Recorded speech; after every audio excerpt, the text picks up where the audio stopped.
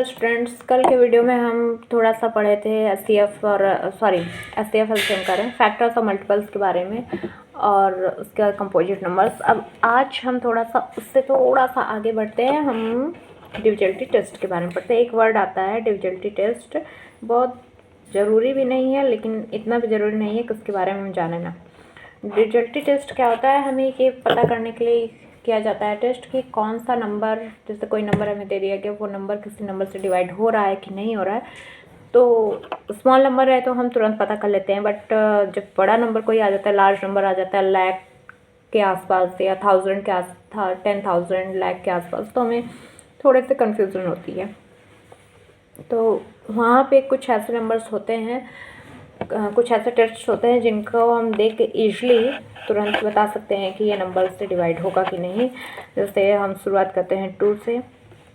2 के लिए ज़रूरी है कि उसके यूनिट डिजिट पे 0, 2, 4, 6, 8 आना चाहिए, मतलब इकाई स्थान पे अगर हमें 0, 2, 4, 6, 8 में से कुछ भी मिल रहा है, फॉर एग्ज़ाम्पल आप जैसे 9, 7, 2 हो गया, 5, 7, 0 हो गया, 984 हो गया, मतलब कुछ भी, मतलब यूनिट डिजिट को हमको देखना है। बाकी के नंबर का अगर ये देखिए 2 है, ये 0 है, ये 4 है, इसका मतलब ये पूरा का पूरा नंबर क्या होगा, 2 से डिवाइड हो जाएगा।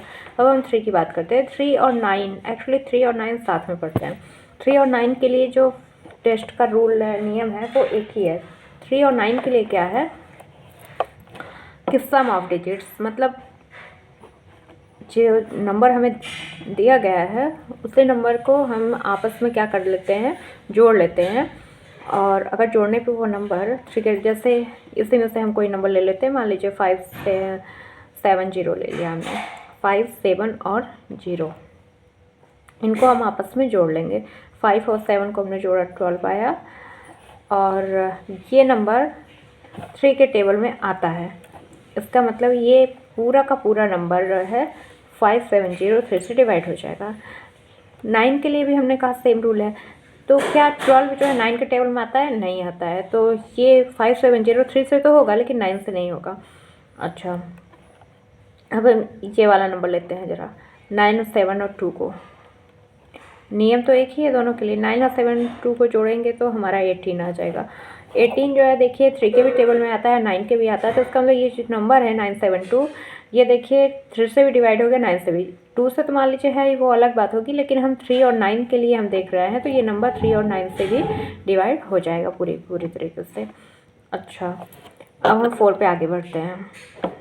4 के लिए क्या होता है कि उसका इकाई और दहाई दोनों प्लेस को देखा जाता है, यूनिट और टेंस दोनों प्लेस को देखा जाता है। टेंस में क्या, मतलब वहाँ पे पहला कंडीशन तो ये है कि इकाई और दहाई की जगह पे जो भी नंबर है, यहाँ पे जो भी नंबर 2 आएंगे उनको हम 4 से डिवाइड कर लेते हैं। अगर वो दोनों पूरी तरीके से कट गया नंबर, इकाई दहाई स्थान के जो नंबर है वो अगर कट गया तो उसका मतलब पूरा का पूरा नंबर डिवाइड हो जाएगा। लेकिन अगर नहीं कटा तो नहीं होगा। लेकिन एक और आता है कि अगर डबल 0 हुआ, तो अगर डबल 0 हुआ इकाई दहाई पे तो भी जो है वो 4 से वो पूरा नंबर डिवाइड हो जाता है। जैसा कि हम देख रहे हैं यहाँ, यहीं से एक एग्जांपल ले लेते हैं, जैसे 984 को लेते हैं, ये सब भी कर जाएंगे। 984 को हम लेते हैं। 984 में क्या है कि अभी हमें पूरा डिवाइड करने से चाहे 84 को हम डिवाइड कर लें। 84 को जब हम 4 से डिवाइड करते हैं तो हम देखते हैं ये पूरी की पूरी तरीके से उससे डिवाइड हो जा रहा है, तो इसका मतलब 984 भी उससे हो जाएगा। कन्फ्यूजन के लिए हम उसको भी डिवाइड कर लेते हैं 4 से। 4 1 जा गया हमारा, 4 2 जा जाएगा, 4 2 8, 1 बचा, 18 उतारा, 4 4 जा 16 हमारा गया, 2 उतारा, फिर 4 बचा है वो उतारा, 4 6 24, और ये पूरी तरीके से हमारा जो है कट गया। इसका मतलब है कि जो हमारा टेस्ट है वो राइट है, और इस तरीके से ये टेस्ट फॉलो करता है रूल को। अच्छा, 5 का ईजी है, सबको पता है। 5 के लिए क्या होता है, यूनिट डिजिट पे हमारा 5 के लिए हम देखते हैं कि यूनिट डिजिट जो है हमारा, उस पर इकाई के स्थान पे 0 या 5 में से कोई भी नंबर अगर हमको दिख गया, इसका मतलब वो पूरा का पूरा नंबर क्या होगा, 5 से कट जाएगा। जैसे 20 25 हो गया हमारा, 325 हो गया, 500 हो गया। इकाई स्थान पे 0 या 5 में से कोई भी नंबर होना चाहिए। पूरा का पूरा नंबर बिना देखे आप कह दीजिए हाँ ये 5 से कटेगा सीधे। उसके बाद 10 का तो सबको पता है, 10 के लिए इकाई स्थान पे 0 होना चाहिए, यूनिट डिजिट पे जो है क्या होना चाहिए, हमारा 0 होना चाहिए। 10 का तो कॉमन है मान लो। अब हमारा बचता है 7, 8, 9 और सॉरी 6 भी है हमारा। तो 9 का तो हमारा हो गया, 7, 8 और 6 बचा है। 8 के लिए हम लास्ट के 3 डिजिट देखते हैं, जैसा हम 4 के लिए देखते हैं वैसे ही उसमें इकाई का है सैकड़ा 100 तक बढ़ जाता है।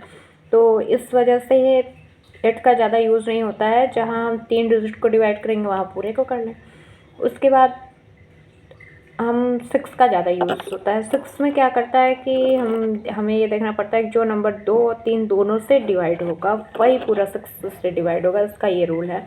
तो जैसे हम अभी देखे थे ऊपर हमारे पास डिजिट्स थी, कौन सी डिजिट थी, 570 भी था, 972 था। दोनों नंबर 2 से भी डिवाइड हो रहे हैं और 3 से भी डिवाइड हो रहा है। तो ये दोनों नंबर जो है, चाहे हम दोनों में से किसी के लिए मान लो 972 को ही लेते हैं, ये 972 जो है हम देख रहे हैं इसके यूनिट डिजिट पे 2 है, तो ये 2 से भी कट जाएगा पूरी तरीके से। इनको जोड़ने पे जो है हमारा 18 आ रहा है, ये भी 3 से कट जाएगा। अब 2 और 3 दोनों से कट रहा है तो ये 6 से भी कटना चाहिए, ये कंपल्सरी है, टेस्ट का रूल यही कहता है। तो हम इसको प्रूफ कर लेते हैं क्या ये सही है कि नहीं। 972 को 6 से हम डिवाइड करते हैं, 6 1 जा 6, 3 बचा, 7 उतारा, 6 6 जा 36, 1 बचा, 2 उतारा, 6 2 जा 12 और हमारा ये कट गया। इसका मतलब है कि हमारा जो रूल है वो टेस्ट सही कहता है। 2 और 3 से डिवाइड, जो दोनों संख्याओं से डिवाइड होंगी वो नंबर 6 से भी डिवाइड होगा। तो डिविजिबिलिटी के बारे में इतना ही। बाकी के जो नंबर्स हैं उनका भी है, थोड़ा टफ है। जितना हम उनको याद रखेंगे, जितने में हम उनका रूल याद करके फिर वो प्रोसेस यूज़ करेंगे, उतने में हम जो डिवाइड हमारे पास है वो कर लेंगे। ये सब नंबर्स का ईजी रहता है और ज़्यादातर क्वेश्चन आंसर नंबर्स से रिलेटेड होते हैं, तो इस वजह से ये ज़्यादा कॉमन है। नेक्स्ट वीडियो में हम SCF LCM के बारे में बात करेंगे। बहुत छोटा सा है, बहुत खास नहीं है। SCF LCM थोड़ा सा है, उसके बाद हम कोई और टॉपिक। Thank you.